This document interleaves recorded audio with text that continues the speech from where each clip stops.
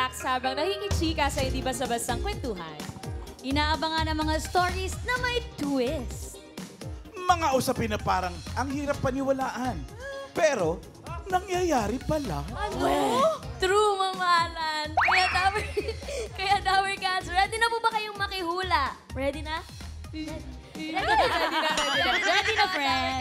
Kaya dahil dito, lahat pwedeng mangyari. Yes, basta ang bawal, mabilis mag-judge. Bawal, bawal. Kaya umpisa na natin ang intensang kwentuhan dito sa Bawal Judgmental ka ba? AK Ryan! Yes, bossing. Painitan nyo, pwesto na. Let's go, Ryan. Kala ko pa uwi pa kami, bossing. Mamaya pa. Napahintay nyo. Uwi na. Hindi ka uuwi, may dala kang lechon. Happy anniversary! Thank you, bossing. Thank you. 15th anniversary ni 15 Ryan. years as Dabarkad. Thank you, TJ. Thank you. Certified. At dahil anniversary mo, Kuya Ray, sa mga Dabber Cats po na gusto maglaro dito sa Bawal Judgmental Ka Ba, mag-send lang po ng audition video at details nyo sa bawal.eatbulaga@gmail.com. Ayan po sa screen ang mga details ang kailangan nyo gawin. Yan ang mga Dabarkads. Ito na, kilalanin natin ang makakasama nating Kumilatis. Ang judge for the day is a teacher from Team Online. Isa siyang teacher from Bulacan, Ma'am Alan. Narito na po. Pasok! Pasok!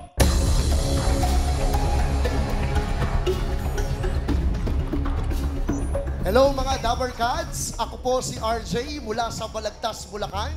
At naniniwala po ko sa kasabihang, huwag maging konsumisyon, kundi maging bahagi ng solusyon. Wow! Ganun Teacher talaga, no? Galing na itong... Pag-teacher yung kasabihan. Halika rito, teacher. Teacher RJ. Hello po. Hello po. Teacher RJ, ano pong Tinuturo mo? tinuturo ninyo? Nagtuturo po ako ng English, oral communication in context at nagtuturo din po ako sa college every Saturday. Ay, taray. Yes po. sa college, same subject din. Daming teacher. racket Yes si po, teacher. mga education majors. Kaya pala lagi kang konsumido. Ilan taon ka Depende ng po. teacher? Ako po ay 6 na taon na pong teacher. Oh! Anong eskwelahan? Anong eskwelahan? Anong eskwelahan daw? From Jesus is Lord Colleges Foundation po Incorporated. JILCF. Sa Bulacan yan. Sa Bulacan po. Sa Bulacan, Tito Sen. Ang tanong, Ano po yung tanong ninyo? ano paborito mong number sa electric fan? Charing lang, charing. Sasagot Ang po. tanong na sasagutin din teacher talaga. Ang tanong, judgmental ka ba? Sa trabaho po namin, hindi kami pwedeng maging judgmental kasi po, nagche-check po ako ng grades. Yung mga hindi sumasagot sa akin, ang taas ng grades. Magaling sa written, mahina sa oral. May mga ganun po talaga. Kanya-kanyang strength naman yan, teacher. Yes. Pero eto, teacher, ngayon pa lang, hawakan mo na itong 30,000 pesos mo, Uwi Teacher na! RJ. Diba? Galingan mo sa pagsagot, Teacher RJ. Pag-isipan mo mabuti dahil dito sa round na to, pag mali ang iyong sagot, mamaminosan niya ng 10,000 pesos. Huwag kang pumayag, teacher. Simulan na natin ang round 1. Talasan ang pakiramdam dahil ito na ang makakasama nating magdadala ng iyong swerte, Teacher RJ. Dabarkads, pasok!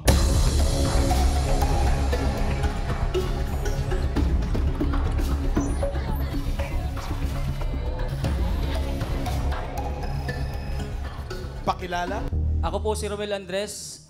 Naniniwala po sa kasabihan hindi lahat ng pogi ay loyal. Oh.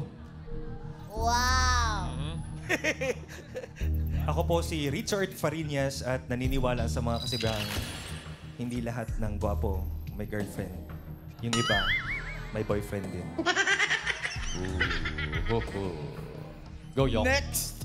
Ako po si Yong Borlongan at naniniwala po ako sa kasabihan. Okay lang kahit hindi tayo gwapo. Ang importante, totoo tayo at may respeto. Serious? Teacher RJ, pagkarinig mo sa kanila mga kasabihan at mga hilatsa nila, nakita mo na, ano sa palagay mo ang kwento ng buhay nila? Pag nakasalubong ko po sila, sino-sino sa kanila o sino sa kanila ang may-ari ng sari-sari store. Ganyan. May Ang negosyo. lalim po ng inisip nyo. Matagal ko pang inisip. Pero ganito yan, Teacher RJ. Bibigyan ka ba namin ng isang chance sa kilatisin ng mga kasama natin today? Tinginan muna. Eye Guys. to eye to eye to eye. Ano yon? Ano po yun? Shout out, Bernie. Teacher, ngayon, tinginan ha, sa mata. Okay, time is up. Thank you. Sana tama ang kutob mo sa bisita natin. Good luck, Teacher RJ. Para sa round 1, alamin na natin ang tanong. Ang tanong! Ang meron!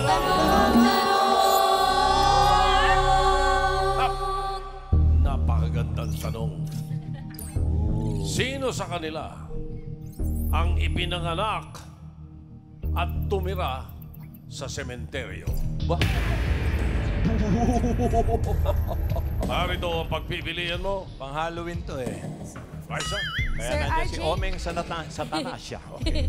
Nandyan po si Omeng. Pwede rin po si Richard. At pwede rin po si Yong. So RJ, Omeng, Richard at Yong ang mga choices sa tanong na sino sa kanila ang ipinanganak at tumira sa sementeryo. You have 10 seconds to decide and your timer starts now! Sa tingin ko po ay si Kuya Omeng. Si Omeng! Teacher, Bakit? medyo judgmental ka. Oo, medyo Hindi po judgmental ako siya doon, bossing. Hindi, alamin Kaya natin, ako bossing. tinatanong sa kanya, bakit si Omeng ang napili mo? Sa lahat naman sa kanilang tatlo, bakit si Omeng ang naipili mo? Kasi yung pangalan niya may Omen. Opo. Parang gano'n. Opo, parang ganun po. Parang horror, no? Final judgment na ba yan, Teacher RJ? Actually, hindi po. Aba, o teka, sino muna? Bumubulong siya kanina sa akin. Sabi niya, kailangan tama ako. Kung hindi, nakakaya ako sa mga estudyante ko. Yes. Sino yung pangalawang choice mo? Sa tingin ko yung sa dulo, si Yong. Si Yong. O ba't Ayan. naman si Yong ang napili mo sa pangalawang choice? Kasi di siya nangiti eh. Na... But, Ayan. okay, dalawa yung pinili mo na. Ba't Opo. si Richard hindi mo napili yung sa gitna? Kilala ko po siya eh. Nanonood kasi ako. Legit Dabarkads kasi O sino si Richard? Bortas 5 yan eh. Bortas 5 yan eh. Oh, sikat na si Richard! So, okay. Pero hindi mo alam ang istorya niya. Ayun nga lang. Okay. So, sino na talaga? Si Omeng o si Yong? Isa lang. Si Yong. Si Yong! Is that your final judgment? Final judgment na po. Oh, okay, final judgment. Lock! Eto na, Teacher RJ. Nagdalawang isip. Pinili si Yong. Asawa ni Donna Cruz yan. Naku! Narasabal yun. Si Yong kaya ay pinanganak at tumira sa sementeryo. Nagpalit pa eh. Ay, tama! Galing! Galing mo naman, Teacher RJ! Congratulations! Safe na safe ang iyong 30,000 pesos, Teacher RJ. Ala, nakalutang si Yong! Bitin lang. Ayong! Hello, good afternoon po, ma'am. Yong, pinanganak ka at tumira sa sementeryo. Oh, yes po, ma'am. Anong storya nun? Yes po, ma'am. Ako po ay pinanganak sa loob ng Manila North Cemetery. Ako po ay... Opo, iniwan po ako nung mga magulang ko sa aking lola at lolo at sila po ang nagpalaki sa akin. So yung lola at lolo mo, sa sementeryo din nakatira? Opo, yes po. Doon po din sila nakatira. Gano'n nakatagal yung mga lolo at lola mo doon bago ka pa ipanganak, Yung? Oh, yes po. Doon na po talaga kami. Ano yun? Bahay talaga sa loob ng sementeryo o yung mga nicho-nicho doon? Siguro. Sepulturero yung Opo, lolo mo. sepulturero po sila, sir. Saan kayo nakatira? Sa sementeryo? Anong tinutuluyan nyo doon? Yung nicho po. Yung mga nicho po. Yung nicho talaga? Opo, yun po. Teka lang, baka mamaya may may-ari nun yung... nakapaalam nyo naman. Oh, yes po. Napaalam po namin yun sa may-ari. And actually, kami po yung sepulturero nung tinitira naming nicho. Kapag ganun, inaalaw naman ng cemetery Yes na po, opo. tumira. Yes po, ma'am. Tapos ano yun? Paano sa loob ng cemetery? Meron bang community doon? Yes po, ma'am. Meron na rin pong community doon kasi naging community na din po yung paglawak ng mga sepulturero. For example po, yung tatay ko, so isasali na po niya sa akin yung pag-aalaga ng mga puntod. So, pag nagkaroon naman ako ng anak, ibibigay ko naman po yun sa mga anak ko. Kumbaga, humahaba na po. So, nagiging ay na po yung community namin doon. okay. Mana-mana. Parang naging kultura. Mana-mana na po yung pagiging sepulturero po. Eh, paano kung ayaw maging sepulturero? Paano kung merong ibang gustong gawin sa buhay? Oh, yes po, ma'am. Nasa sayo naman po yun, ma'am, kung ano po yung pangarap mo sa buhay. Pwede naman po yun. Nasa sayo naman po kung tatanggapin mo yung pagiging sepulturero. Tinanggap mo ba? Pwedeng imbalsamador naman para Wala maiba. naman sa sementeryo yung embalsamador. Pero paano yung buhay mo doon sa loob ng sementeryo? Pagising Eh, mo, mo, hayahay lang. yan, anong una mo Enjoy nakikita? siyong, Mga eh, oh. ganun. Sa likod. May duyan pa siya, Hayahay. pa na, oh. Paano ang routine mo dyan? Saan ka naliligo? Saan kayo nagpapahinga? Ayan po, ma'am. Sa pagligo po, meron po kaming sariling banyo. Gumawa po kami. Yung pahinga naman po, madali lang po dyan. Ayan, kagaya po niyan, may duyan ako. Pwede po akong magkabit ng duyan. Yan, sa ilalim ng mga puno, presko po dyan. Sa gabi hindi ka natatakot. Natatakot din po, minsan po, pag Paano mo tinatamaan. nilalabanan yung takot? Nagdadasal na lang po ako. Ganun po. Pero paano halimbawa, yung social life? Halimbawa, manliligaw ka or sa mga kaklase, halimbawa, nagkayayaan ng lakad. Hindi, ini-explain mo na, dito ako sa sementeryo na nakatira or medyo babaguhin natin ang Sinasabi ko po yung totoo. Dumating sa punto na, actually, mahihiyain po ako eh. Hindi na po ako dati nanliligaw kasi po, pag sinabi ko at nalaman nila yung kung saan ako nakatira, hindi na nila ako nakakausap. Ang itanong natin, Judgmental sila. ang itanong natin, meron ka na bang naranasan? Correct. Na kakaiba o alam mo na, paramdam. kahindik-hindik at kakailakalabot. Meron po, Sir Joey, minsan po pag umuwi ako galing school, ginagabi ako, meron ka po talagang mararamdaman na tatayo yung balayibo mo sa batok. Wala ka pa naman nakita. Wala pa po ako nakikita pero meron po akong nararamdaman kung minsan. Aga na. Magbigay kayong pinaka, hindi mo malilimutan. Yung parang gusto mo nang lumipat nung nangyari yun. May times po na pauwi po ako galing school. Gabi na po yun. May umiiyak po. Tapos kinabukasan, pinuntahan ko siya, tinirikan ko siya ng kandila. May lalaki, babae. Sir, hindi ko po alam kung... Sa- Baby po, baby. Baby po po, baby. Ay, baka yung singing queen siya, no? Baby yun, Mas Joey. Baby. Alam niyo ba, ito, totoo to, ayon sa lolo ko na isang mason. Wala pang hazing nung araw. Iyan ang unang, ano tawag dun sa pag-test sa paternity? Initiation. Ang initiation, yung patutulugin ka sa sementeryo, pasusulatin ka ng nobela. Ha? O, pag sikat ng araw, tsaka ka lang uuwi. Ganun lang kabigat ang mga initiation nun. Maalala ko rin. Ngayon, Wala yan sa lolo ko. Ha? Oo. Hindi, iba na yung lolo mo eh. Dahil nung araw, sa libingan ng patay. Ngayon, pinapatay na eh. Di ba? Wala yan sa Dabber Cats ko si Paolo dati. Bakit? Di ba nag-challenge siya, natulog siya sa sementeryo. Siya na mag-isa. Kailan? May kamit yun, may Parang kamit. invento lang yan. Totoo ba yan? Oo nga, parang invento lang yan. Paolo, Ano ba yan? pumasok ka nga. Wala. Wala pa siya eh. Wala pa. O hindi nyo ba naisipang lumipat? Naisipan, ma'am. Pero sa ngayon po, nangungupahan na po kami sa labas po. Meron po akong inuupahan ngayon. Yes po. Labas ng sementeryo Yes lang. po, sa Saan labas po. sabi ng sementeryo? Sa labas po ng simenteryo ako nangungupahan ngayon. Yung lolo at lola mo, kasama mo din? Or... Sa kasamaang palad po, patay na po sila eh. Opo. Yung bahay namin, doon na rin po namin sila nilibing. Yung magulang mo ba, nakilala mo? O... Yung mother ko po, nakilala ko po siya nung 10 years old na po ako. Tapos yung biological father ko po, nakilala ko po siya nitong matanda na po ako. Walang chance na nagkasama kayo nung daddy mo. Wala po. Wala. Pero bakit nung lumipat ka, sa labas lang din ng sementeryo, ayaw mo bang malayo? Nandun po kasi yung hanap buhay namin. Nandun yung, kumbaga yung pagiging sepulturero, o yun po yung bread and butter namin. Doon po kami kumukuha ng pang everyday na gastusin. Ilang taong ka na yung? Nag-aaral ka pa ba? O nagtatrabaho ka na? 31 na po ako ngayon. Opo, nagtatrabaho na po ako. Mahalaga ang mga sepulturero, baka hindi nyo naiisip, sapagkat walang mag-aalaga ng mga yon. Correct. Di ba? Magkakanya-kanya tayo pag walang mga sepulturero. Anong trabaho mo yung? Ako po ay isang miyembro ng Manila Police SWAT.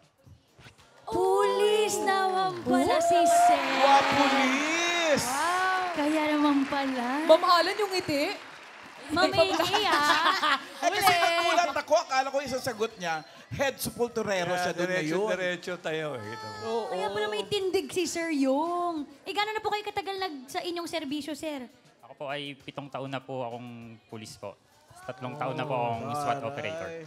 Okay. Pero, Sir Yong, tuloy-tuloy pa rin ang family business sa pagiging sepulturero. Oh yes po, tuloy-tuloy pa rin po. Lalo na ngayon, mag-uundas. Sobrang abala na po yung parents ko. Anong paghahanda? Lalo na bilang pulis po kayo, sir. Yung Tapos ano po, yung magulang nyo nasa sementeryo. opo, sa amin naman po sa PNP, halos lagi naman po paalala yung mga dadalaw sa sementeryo. Tapos sa amin dun sa sementeryo, ang paghahanda na ginagawa, yun nga po, pagpipintura, paglilinis ng mga nicho. Ngayon po kasi hindi masyadong mga pintura, gawa ng may bagyo. Huhulas po yung mga pintura. O yun na nga, bilang may bagyo, paano pala yun kapag noon sa sementeryo kayo nakatira? Pag lumilikas kayo ng sementeryo, saan kayo tumutuloy? Doon po sa mga mausoleo, ma'am. Kasi yung mga mausoleo, ano po yun eh, konkreto po yung bubong nun eh. Ganun po. Pero... Mausoleo pala yung evacuation area nila. Pwede. Ang galing. Okay. Kuya Yong, dahil nga, malapit na nga yung trabaho mo, wala ka ng planong lumayo-layo pa, magkaroon ng sariling bahay mo talaga na sa'yo. Kasi sabi mo, nangungupahan ka po malapit sa sementeryo. Yes, ma'am. Nakaplano naman po kami na balang araw, pagpalain ng Diyos, magkaroon pa na kami ng sariling bahay namin. Yan po. Sino mga kasama mo na ngayon, kuya? May pamilya ka na ba? May anak ka na? Asawa? Yes po. Meron na po ako ngayong, may pamilya na po ako. Meron na po akong isang anak ngayon. Ay, Alan. Ay, sayang. Sorry. Paolo. Sorry na Kaya ako ayoko talaga napupunta sa mga sementeryo. Thank you po, Sir Yong. Okay, Salamat, sir. Ingat kayo parati. Salamat sa service. Galing ni Alright. Teacher RJ. Kompleto ang 30,000. Pero, Ma'am alamin natin yung kwento ni Vortex 5 Richard. Turoy. Oo nga, Richard. Sikat ka na, kilala ka ni Teacher RJ. Saan pinanganak? Thank you so Paano? much. Ang tagal nun, ha? Hirap na hirap. Hello po, legit Dabber Cards. Richard, saan ka naman pinanganak at nakatira? Tubong Zambales talaga kami. So, pinanganak ako sa Zambales, pero ngayon nakatira ako sa Cavite. Saan ka tumira noon, Richard? Tumira ka ba sa sementeryo? Tumira naman kami sa park. Sa park? Sa park. Ilang taong ka nun? Manila Memorial Park. Meron pong parke sa Cavite City, yung PN, sa Monte Park. Yung sa Monte Park sa Cavite City. Almost 2 years kaming nanirahan ng nanay ko sa park. How old were you then? Around 12, 13. Ganyan, 12, 13. Tapos, sa park lang kami. Pakidescribe yung itsura ng park. Walang mga shades. Ngayon Mga kasi meron na halaman. siyang covered court. Noon po wala. Bench lang talaga. Sa bench kayo natutulog? Yes po. Tapos maraming mga nagtatakbuhan. Kasi malapit po siya sa seaside. So may mahangin. seawall doon. So mahangin, mainit. Tapos, syempre malagkit since daungan din siya ng mga bangka and all that. Pero Richard, how do you live in a park? Kasi 'di ba sa park may mga swing, may mga tambayan, pero yung talagang yung bang enclosed area, paano yung pag kailangan nyo ng privacy? Sa morning, ang eksena namin ng mama ko is pareho kaming didiskarte sa buhay. So may pinupuntahan siyang lugar which is sa school, non-formal, yun yung mga nagluluto ng mga merienda. Yung mga na tira-tira doon, yun yung inuuwi. Basta ang usapan namin ni Mama, pag nagkita tayo sa gabi, yun yung paghahatian natin. Ako naman po, ang diretso ko is sa parlor. So nagwawalis ako ng mga buhok, shampoo, tapos nag-start ako mag-blower. Sa gabi, meron pong mga pag nagsasara yung mga rolling store, yung sa tindahan ng mga Kariton. lugaw, mamihan, doon kami natutulog ng mama ko. Siyempre po, pagka umuulan, para kahit papano meron naman kaming silungan. Yun nga lang, kailangan mo magtiis kasi halimbawa pagka si mama mo nakatihaya, ako nakatagilid. Tapos pag nangalay ako, palisalitan kami. Ganun po yung routine namin every day for 2 years. So, paano naman kay katawan mo? Paano ka nag-iborta daw? Tumambay sa gym. Baka may gym sa park. In between po nang nangyari sa life namin, may tumulong po sa amin. Tapos, yun po, nakapag-aral na ako. Tapos nung nakapag-aral ako, medyo, siyempre, diskarte sa life, di ba? Nag-start na akong magtrabaho as a welder. Nag-start na akong welder. Ay, ang lalaki Opo, nun. From parlor to welding, ha? Yes po. Talagang ano lang yan, welder lang Welder. Tapos after nung, siyempre po, yung kita, as a welder, hindi naman ganun kalaki. Siyempre, as a breadwinner, kailangan mong mag-step up. Nag-start na akong maghanap ng trabaho sa Maynila as a BPO. So, 10 years po ako sa call center. Tapos, sa call center na rin po ako sinuwerte kasi na-promote ka na lang na-promote, nakaipon ka, yan. And then, na-sustain mo na yung family, nasuportahan mo na yung family. Sarili, nabili mo na yung gusto mo, nakapag-gym. Okay. Nakapag-tuck-in ka na rin. At nakapag-tuck. Ayan. Si Omeng may lakad pa ata. Thank you, Porta. Salamat, Thank you, Richard. Salamat. Thank you, Richard. Si Omeng, kausapin natin. Sir Omeng! Ikaw naman, Omeng, saan ka ipinanganak at saan ka nanirahan? Sa San Andres Bukid, Manila po. Saan San yun? Andres Bukid. Apo. Saan ka tumira ka ba sa sementeryo, sa park? Hindi po, sa ako eh. Ilalim po ng tulay. Ay, kasama niya yung pulis. Tatay ka yung pulis. Ba yun? Saan, sa ilalim ng tulay. saang tulay ka nag-stay? Pinanganak. May Osmeña Highway. Sa SLEX mismo? Oh, alam na. Po. Gaano katagal kayo nanirahan doon, Omeng? Ano po? 2000 po yan eh. Mahabang panahon? Mga ilang taon yun? 2011 po. Gaano katagal? Hanggang ngayon po nandun. Hanggang ngayon, nandun ka sa ilalim ng tulay. Opo, ako na lang po mag-isa. Ikaw lang, teka lang, saan ng pamilya mo? Nasa probinsya na po. O teka, may asawa at anak ka na, Omeng? Opo, nasa probinsya po ngayon. Bakit hindi pa kayo magkakasama? Ano po kasi? Ba't hindi ka na lang umuwi sa probinsya para maayos Hindi din pa. yung tirahan kasama pamilya mo? Pauwi na rin po ako sa December 17 din po. May ticket na rin po ako ng barko. Ba't ka nagpaiwan? Sige.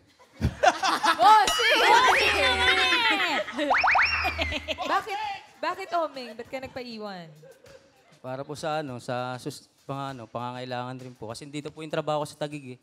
Ano bang work mo, Omeng? Pintor po. Pintor. So sa ilalim ka ng tulay, ano yung tinutuluyan mo sa ilalim ng tulay? Meron ka bang maliit na kubo? Ito, Miles, so tignan mo yung mga pictures. Parang Parang bahay nagawa na nilang bahay talaga. Pero ikaw lang mag-isa. Opo, ngayon. Omeng. Paano yan? Bagyo-bagyo. Ikaw lang mag-isa. Sino nag-take ng picture? Oo nga. Ano po yan? Yung asawa at anak ko po yan. May asawa at anak. May asawa at Dati anak pa ka na po, din. dati po yan. Nandito pa sila sa Manila? Nandito pa lang sila. Tapos, pag uwi mo ng December, sama-sama na kayo. Opo. At least masaya ang Pasko mo, Omeng. Batiin mo Yun sila, ang importante. Mrs. at anak. Kumusta, Trish? Mga anak natin, ingatan mo palagi. Saan province nyo? Sa Bohol po. Sa Bohol. Sa Bohol. Shout out Salamat, sa inyo. Omeng. Okay. Thank you, Omeng. Ingat kayo. Teacher RJ. Yes po. Kumpleto bang 30,000 mo? Pero wala mo nang uwian dahil meron pa tayong Round 2! Okay, update lang. Buo pa ang iyong 30,000 na Teacher RJ. Mas galingan mo ang pagkilates dahil pag nagkamali ka sa round 2, minus 15,000 pesos na. Wag! May kinalaman pa rin sa kanila ang tanong natin dito sa round 2. Alamin na natin ang tanong.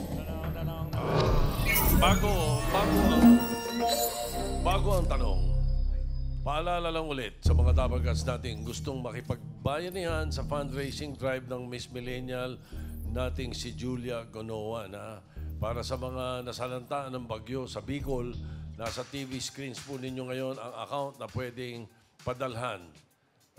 Magbayanihan po tayo. At narito na po ang tanong.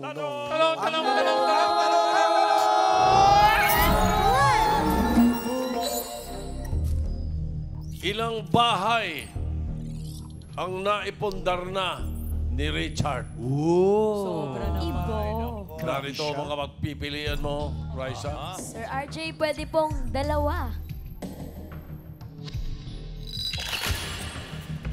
Pwede rin po 3. Pwede rin po 4. Yan ang iyong choices, Teacher RJ. 2, 3, 4 lang yan. 3 or 4. You have 10 seconds to decide. So timer starts. Now! Okay. Sa park lang Ilang nakatira yan. bahay? Siguro po ano? Ilang bahay ang naipundar Tatlo? na? Is that your final judgment, Richard? RJ po. RJ?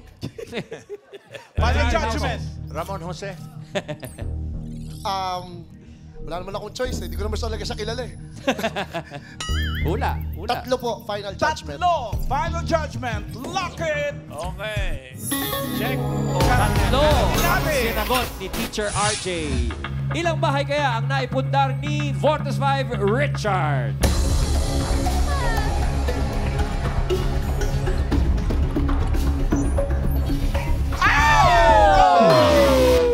Ibigyan mo 15,000 si Ryan. Ako, Teacher RJ, sorry. Mali. Talaga. Ano ang tamang sagot? Ayan na, tanongin natin si Richard. Wala, hula lang talaga eh. Alamin natin. Richard. 4 po. Ay, sobra pala. Iba ka, Richard. Oh. Saan yung apat na yun? Nasa isang lugar lang ba o hiwa-hiwalay? Bahay. Meron kasi may una kasi kaming tinirahan. Kasi after 25 years, ang pangarap ko talaga magkaroon kami ng bahay kasi never naman kami nagkabahay. So yung una naming tinirahan sa may Tansa, Cavite, sa sister ko talaga yon. Pero hindi na able si ate na kaya Bayaran. Pangalawa sa nagtuloy. Tansa pa din. Pangatlo sa General Trias. Pang-apat sa San Mateo Rizal. Iba ka, Oh, Richard. iba. Iba yung Richard Pariñas. Congratulations. Tandaan nyo yan. Okay. Salamat. Thank you, Richard. RJ. Sa iba pa niyang kasama. Maraming salamat sa mga nakasama natin nagbahagi ng kanilang kwento. Okay. Ano, bossing, sali ka?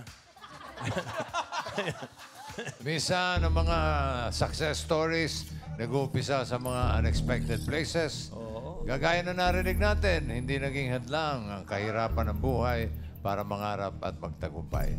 Bawal mawala ng pag-asa dahil tomorrow is another day. Correct ka dyan, Bossing. Another day. Bukas, more stories. Swerte sa at sorpresa ang nag-aabang sa inyo mga Dabarcast. Kaya pagpatas ng alas 12, kita-kits dito lang sa... Wala!